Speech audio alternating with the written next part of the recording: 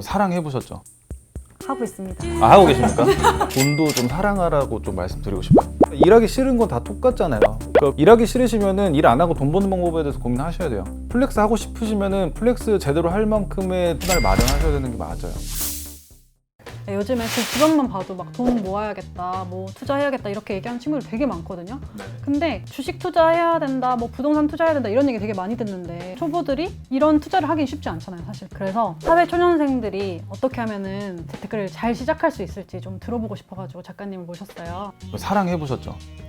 하고 있습니다. 아, 하고 계십니까? 첫 번째는 이제 돈도 좀 사랑하라고 좀 말씀드리고 싶어요. 우리가 다 부자 되고 싶어 하는데 돈에 대해서 관심 그렇게 안 가져요. 돈에 관심을 가지시는 만큼 돈이 피드백을 준다고 저는 생각을 하거든요. 더불어서 공부를 좀 무조건적으로. 그 위험해요. 본인이 모르면 모를수록. 그래서 공부를 하셨으면 좋겠고, 마지막으로는 이제 그릇을 키우셔야 돼요. 여러분들이 돈 관리 철저히 하시고 하면서 그 그릇을 키워나가셔야지 나중에 소득이 올라가고 혹은 뭐 어떤 투자로 성공을 하셨을 때 그 돈을 좀 더 효율적으로 여러분들의 행복에 연결을 시킬 수가 있다고 저는 생각을 합니다. 제가 직장에 들어온 지 딱 1년 반 정도가 됐어요. 축하드립니다. 사회 초년생이잖아요. 완전 돈을 지금까지 별로 모으지 못했거든요. 어떻게 하면 월급을 관리를 잘 할 수 있을지? 안 쓰시면 돼요.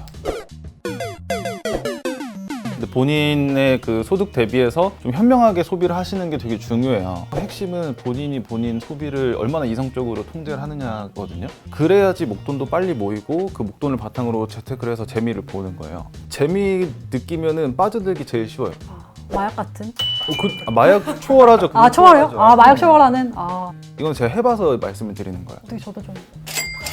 공부하셔야 돼요. 그 중독성이 엄청 심하기 때문에 조금만 절제하고 그 속도감을 느끼시고 재미를 느끼신다면은 그 뒤는 솔직히 걱정할 게 없어요. 정확하게 본인이 얼마를 받고 고정적으로 내 얼마를 써야 되는지를 체킹을 정확하게 해야 돼요. 어플 진짜 잘 나와 있어요. 뱅크 어쩌고 막 이런 어플도 있고, 샐러드.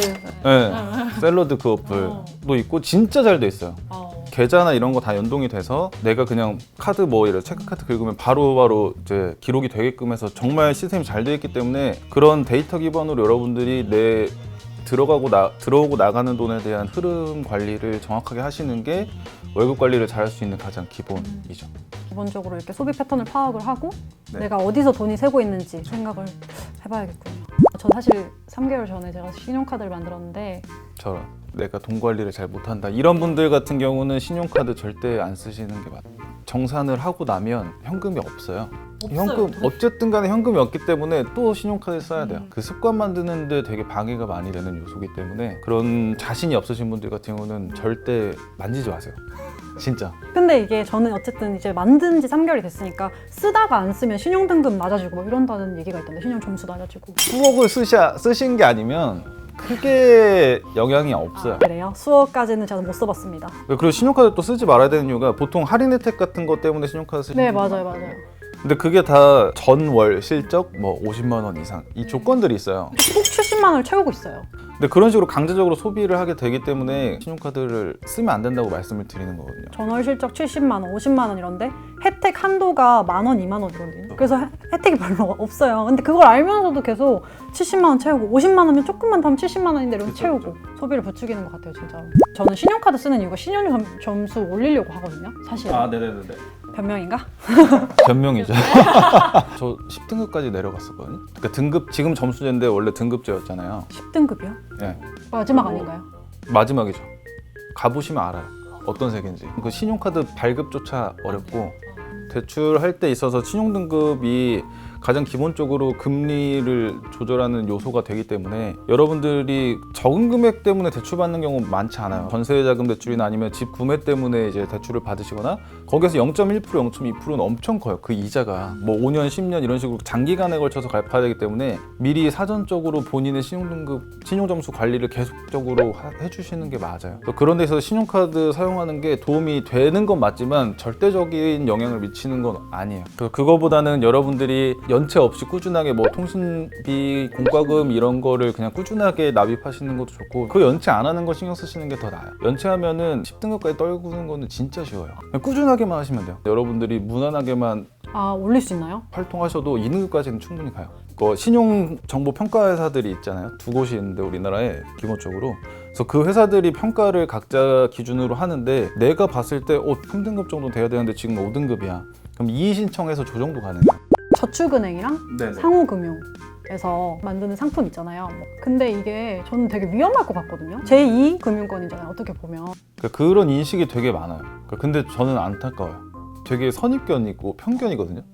그런 느낌을 받는 이유가 실제로 저축은행 같은 경우도 있었어요. 이렇게 파산해가지고 도산해서 그것 때문에 피해를 실제로 보신 분들도 계시고 한데 그때 이후로 예금자 보호가 다 돼요. 어쨌든 간에 1금융권 우리가 알고 있는 시중은행들보다 0. 몇 %씩이라도 높고 이번에 코로나 때문에 조정되기 전까지도 2%, 3%, 또 많으면 5%대까지 이렇게 우대금리 적용하면은 그렇게 이율까지 주던 게 저축은행이었어요. 근데 예적금 이자 높은 것처럼 대출 이자도 높기 때문에 대출은 당연히 저축은행에서 받는 거는 지양하셔야 되는 게 맞지만 근데 이제 저축으로만 봤을 때는 메리트가 있고 이제 상호금융 같은 경우도 이제 여러분들 아시는 농수협 이런 데 말하는 거예요. 새마을금고 이런 데 돈을 모은다고 하시는 분들이 제일 따지는 것 중에 하나가 비과세잖아요. 그게 되게 특화되어 있어요. 상호금융 같은 경우는 시중은행 자체적으로 나온 상품 중에는 그런 거는 찾기가 되게 힘들거든요. 그런 측면에서 메리트가 있다는 거는 여러분들이 충분히 아셨으면 좋겠어요. 부모님이 저보고 너 보험료 너가 내라 이러시더라고요. 사실 저한테는 좀 필요한지 잘 모르겠거든요. 보험 꼭 들어야 되는 건가요? 제발 드셨으면 좋겠어요. 보험을 드는 게 좋은 건가요? 저만 해도 저 30대 이제 중반 그렇게 안 보여도 이제 중반 들어서 사람인데 저 용종도 제거하고 좀 병원 치료를 했어요. 그런 일들이 진짜 많아요. 젊은 분들 중에서도 어쨌든 경제적이에요. 젊을 때 가입하는 게. 그다음에 실손의료비라고 해서 여러분들 다 아시겠지만 가장 기본이 되는 보험이거든요. 아무리 돈이 없어도 실비는 드셔야 돼요. 그거 꼭 하나는 있어요. 무조건 드셔야 돼요. 실비는. 그거 하나만으로도 의료비가 정말 많이 커버가 되기 때문에 본인 월급에 저는 최소한 10% 정도는 투자하셔도 나쁜 투자가 절대 아니라고 봐요. 재테크 하면 좀 막막하고 시작도 안 했는데 하기 싫어 이렇게 생각하는 분들 많잖아요. 혹시 그분들에게 하고 싶으신 말씀? 그러니까 지금 포기하실 때가 절대 아니에요. 다 잡고 조금이라도 돈에 대해서 관심을 가져보시려고 노력하시고 본인만의 재테크, 본인만의 수익 체계. 그러니까 일하기 싫은 건 다 똑같잖아요. 일하기 싫으시면은 일 안 하고 돈 버는 방법에 대해서 고민하셔야 돼요. 플렉스 하고 싶으시면은 플렉스 제대로 할 만큼의 돈을 벌 수 있는 그 수단을 마련하셔야 되는 게 맞아요.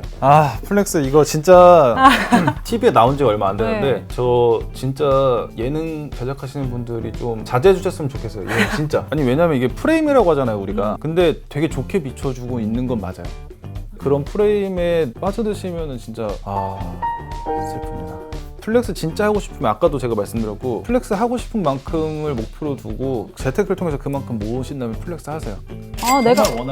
내가 만약에 100만 원 플렉스 하고 싶어. 그럼 나 진짜 무조건 주식으로 100만 원 번다. 그렇죠. 그 의무적으로 쓰는 비용. 내 계획이 없었지만 남들이 커피를 마시니까 같이 마신다. 본인이 조금만 부지런하면은 택시 안 타도 되는데 택시 타고.